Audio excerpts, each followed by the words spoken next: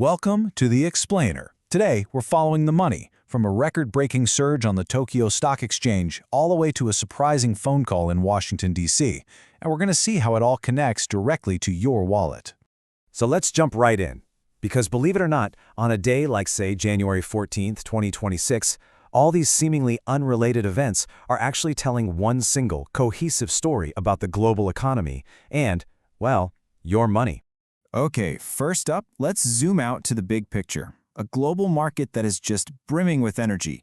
And yeah, a whole lot of volatility. This is really a tale of two very different record highs. So over in Japan, the stock market is absolutely on fire. The Nikkei 225 index just blew past $54,000 for the first time ever. And what's driving this? Well, investors are calling it the Takaichi trade, and it's basically a huge bet on the country's political future. So what exactly is the Takaichi trade? Well, this quote from Bank of America pretty much nails it. Investors are looking ahead, they're anticipating a snap election, and they are just piling into Japanese stocks.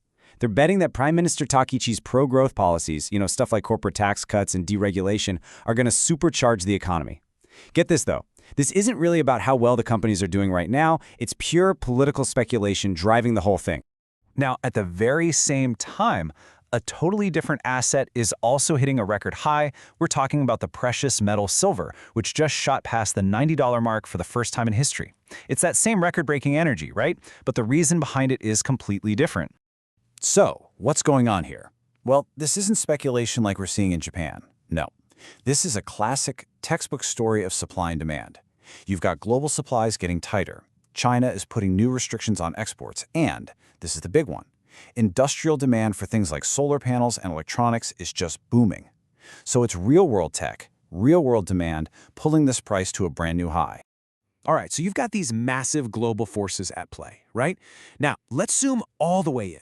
I'm talking from the global market right down to your single biggest monthly expense, your rent or your mortgage. Because believe it or not, technology is completely changing the game here too. So there's this fintech company, Built, and they've just launched something they're calling Built 2.0. And the whole idea, the big promise here, is to let you earn credit card rewards points on your rent. And now, for the first time ever, on your mortgage payments too. I mean, they're trying to turn this huge, unavoidable expense into a way for you to earn rewards. And this is how they're pulling it off. They've rolled out a whole new family of cards. You've got the Built Blue, right, with no annual fee. That's your entry point. Then you can move up to the Obsidian, and you can go all the way up to the super premium Built Palladium. So they're targeting different kinds of spenders, but every single one of these cards shares that one core feature, earning rewards on your housing payments. Okay, but here's the catch. There's always a catch, right? To get the best value, especially to get those fee-free rent payments, you have to get deeper into Built's world, their ecosystem. You have to earn their own internal currency, which is called Built Cash. It's a really clear strategic shift for them. They're essentially saying, hey, if you want these awesome, unique rewards, you've got to bring more of your daily spending over to us. It's a move to lock you into their system. And that brings us to the narrowest point in our story, where all the pressures of this new economy get really, really personal. Let's talk about the American debt dilemma. Check this out. A brand new survey just dropped from the New York Fed, and it shows this growing wave of anxiety all across the country. More Americans are worried about missing a debt payment now than at any other time since the pandemic started. And you can see that worry is especially high for older Americans and for folks in lower-income households. And that fear, it's completely justified. Because the consequences of falling even a little bit behind are, well, they're severe. Research shows that just one single missed payment can make your credit score absolutely plummet by an average of 80 points. That is a massive hit to your financial life. But here's the part that's really counterintuitive, kind of crazy actually. The penalty is even worse for people who have worked really hard to build up good credit. As Ted Rossman from Bankrate says here, the bigger they are, the harder they fall. So if you have a near-perfect score, you could see it drop by 100 points or even more from just one mistake. The system is just incredibly unforgiving.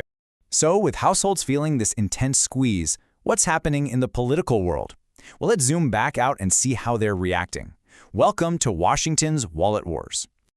Okay, get ready for this, because this is a development nobody saw coming. President Trump recently picked up the phone and called one of his most frequent and fiercest critics, Senator Elizabeth Warren. And what were they talking about? Working together to cap credit card interest rates. According to Senator Warren, she said to him, "Great, Let's get something done. But that idea almost immediately hit a brick wall of resistance from Republican leadership. House Speaker Mike Johnson came out and warned, you got to be very careful. He's worried about what he calls the negative secondary effects. The fear is, if you cap the rates, the banks will just, well, they'll stop lending money, especially to the very people who need that credit the most. And you have to understand, this whole debate over your credit card bill, it's not happening in a vacuum. At the exact same time, the White House has launched a criminal investigation into the chair of the Federal Reserve, Jerome Powell. Now, that puts an insane amount of political pressure on the one institution that's responsible for setting the national interest rates, which of course end up determining how much you pay on that credit card. Okay, deep breath. So what does all of this mean? Let's try to connect all these different threads, from that booming stock market in Tokyo all the way down to your personal credit score. It's like a giant chain reaction, you see. It all starts with that rising financial anxiety in households like yours and mine. So then Washington feels the heat, and they respond with these big headline-grabbing ideas like capping interest rates. Well, that political back and forth, it spooks key sectors like banking stocks. And at the same time, you've got geopolitical tensions like unrest in Iran, creating fears of supply shocks. Then you layer on domestic policy changes like new visa freezes, and that just adds more instability. And all of that, every single bit of it, fuels the exact market volatility we saw at the very beginning. So when you step back, it really paints a picture of a world with these stark, massive contrasts. I mean, on the one hand, you have record-breaking wealth being created in the markets. But on the other hand, you have this deep, profound financial insecurity for so many households. And that right there is the central tension of our economic moment.